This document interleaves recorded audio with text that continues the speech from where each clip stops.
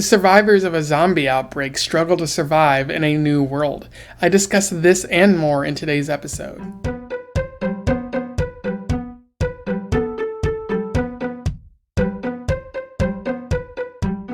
Welcome back to Around the Weird, a booktube channel where I talk about all the unusual and out of the ordinary literature that I've found in my travels. And today there's a bit of a strange one for you about zombies and such. And so today's comic book that I'm talking about, I'm back on that comic book grind, is all about zombies, and I am referring to The Walking Dead Volume 1, Days Gone By Robert Kirkman, which was published in 2004 originally, but this particular collection, this volume, was published in 2015. For those who don't know, Robert Kirkman is a writer both for the comic book novel sort of industry, or maybe just comic books, but also for screenwriting. He's written the Walking Dead series, as was originally a comic, as well as an Invincible, and he's also written for Marvel's Ant-Man series. And in addition to that, he's also written for the television and movies too. He wrote some episodes of The Walking Dead, as well as Fear the Walking Dead, which is the spinoff, and probably some other stuff there. And then he's also written for a number of other TV shows as well. Pretty big name in that he contributed to AMC's sort of golden age in the 2010s with Breaking Bad, although that wasn't him, and then The Walking Dead, which was him. And then he's written for a number of other things. So pretty interesting author. But I know a lot of people love The Walking Dead, the TV show. Some people say it's gone on for too long. But the big question is, how did the comic books stand up? And I attempt to, I'll try to answer that as I go along. But without further ado, let's talk about Days Gone By. I will do a summary, a little bit of analysis, and we will move on from there. So Days Gone By focuses on Officer Rick Grimes. He is hanging out with his partner Shane when they are called to find or to grab an escaping prisoner. And so they go off, and then they discover that the prisoner has a gun. And as they're trying to fight off this prisoner, Rick Grimes is shot, and he falls into a coma. He then wakes up months later, presumably an unspecified amount of time later, and finds that the hospital is empty. So he tries to wander around, and he encounters a group of undead humans who are trying to attack. Rick initially doesn't know what these beings are. He only manages to barely escape. But then he tries to head home, trying to find his family, and discovers that somebody else is living in his house. They knock him out, and when he wakes up, they realize that he's actually a human being, and he learns that this weird undead pandemic has happened, and many of the survivors were sent to Atlanta so the military could protect them, Rick thinks that his family must be in Atlanta at this point. So he gives the survivor and his son some weapons from Atlanta, or not from the abandoned police station that he worked at, noting that he'll probably have to give them back when things go back to normal. Little does Rick know, things probably aren't going to go back to normal anytime soon. But Rick then proceeds to go to Atlanta to find his family. When Rick gets to Atlanta, he immediately discovers that it is filled with these zombie undead creatures. And it seems the military failed, and so people were transformed into zombies after being bitten. It's important to note, I don't think they ever use the term zombie. They just use undead or Walking Dead or stuff like that.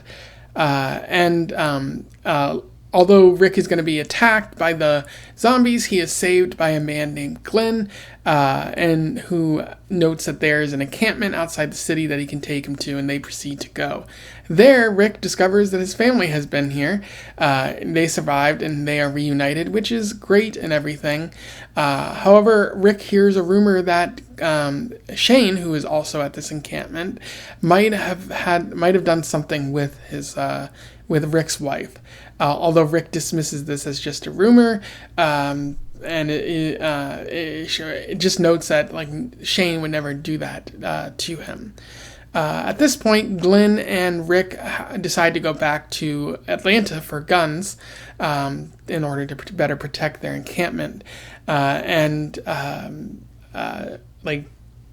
Like they cover themselves in zombie blood to disguise themselves, which seems to work until it rains, and then they have to run away from Atlanta and go back to the encampment with the guns that they managed to have.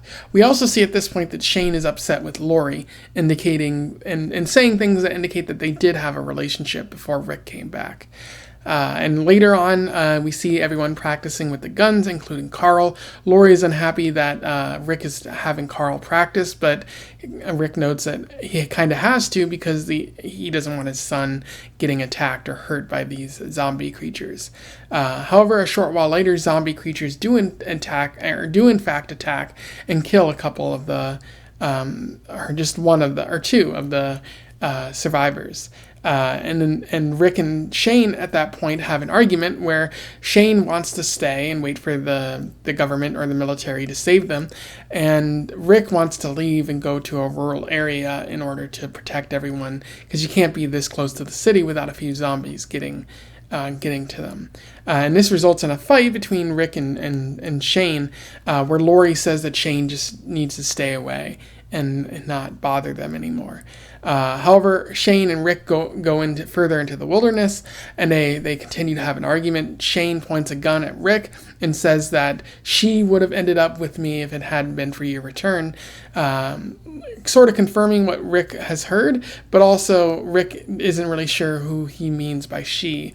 But Shane seems like he's going to kill Rick. However, Carl shows up and shoots Shane, and then he cries about how it's not the same as like killing an undead creature. And Rick and Carl cry together as the story comes to a close there. In terms of analysis, there's a little bit worth talking about with Days Gone By. Certainly not as much as I was led to believe. And that might just be because the book or the comic book was like adapted to something far greater than it could have been. I feel like we're getting a similar situation with The Crow, where The Crow was adapted into something that was much more fleshed out and like the themes were espoused upon in a pretty good way. And that happened with The Walking Dead, and the source material feels kind of bare in comparison. Now, that's not a problem with the source material so much, but given that both exist, you do kind of draw comparisons. And so this one is a less than favorable comparison, I would say. But one of the themes that Kirkman is working with here is that of the old world versus the new world. The new world is hard to get used to. We see that right away with Rick kind of getting attacked by these undead zombie creatures, not able to really adjust to having to kill these people initially. And even he kind of thinks that all of this will blow over soon enough. When he gives weapons to the survivor in his house, he's like, "Oh, don't worry about it. You'll have to give it back after everything goes back to normal, but you can have it for now." And it's funny because this world is completely changed, as we find out, and I don't think Rick initially understands that. He's still beholden to the ways of the old world, and it's really hard for him to get used to that. And I feel like it's an interesting sort of way to frame this story, in that Rick is a coma patient. He's the old world is only like 5 minutes ago to him, at least in terms of when he woke up. But it's actually been months or possibly even a year or something like that. So it's very similar to 28 Days Later, and that a man wakes up from a sleep or from a coma and discovers that the world has changed, and he might not be used to how it's changed. It is interesting in that way, and you can also see how like kids can't be kids, whereas Carl might have been just able to play outside before. Now he has to be watched constantly. He has to hold on to a gun, and he has to watch out for these straggling undead creatures because they could bite him and kill him pretty easily.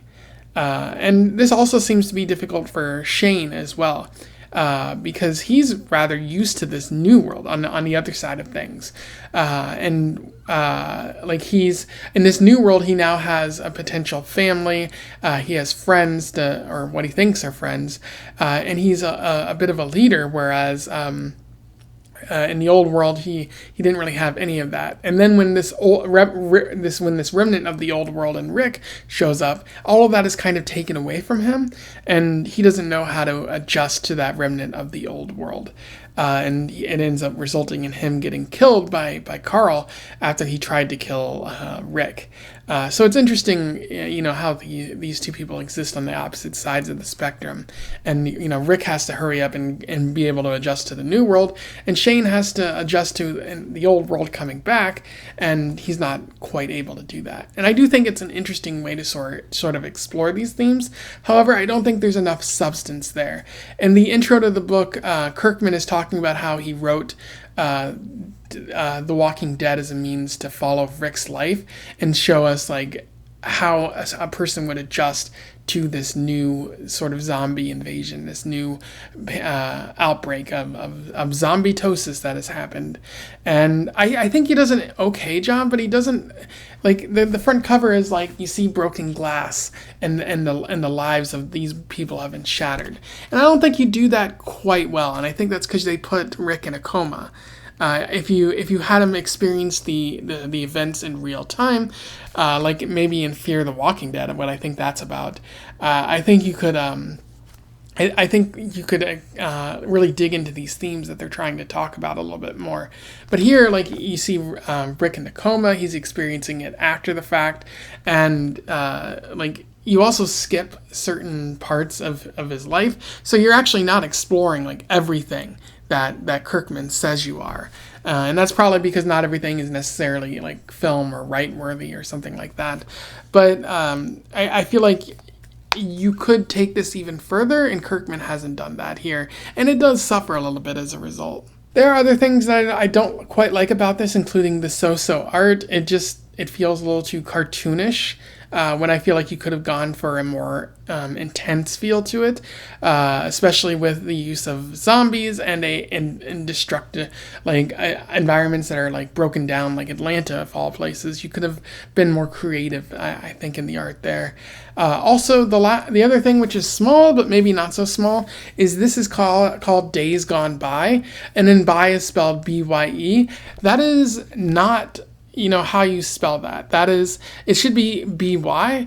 And I know maybe this is like a pun where it's like Days Gone By or something like that, but I don't think that quite works out because it's not as creative as a pun as they think. I think you could just spell it the normal way and it wouldn't be so bothersome. But I think again that's probably a me problem less so than a problem for everyone. But it's still a little bit annoying because it's very obviously not spelled right. Anyway, those are my thoughts on Days Gone By The Walking Dead Volume 1 by Robert Kirkman. It's an okay first volume to this series. I do hope they go into more depth in future volumes. I probably will seek out future volumes. I think they have volume 2 and 3 at my local library.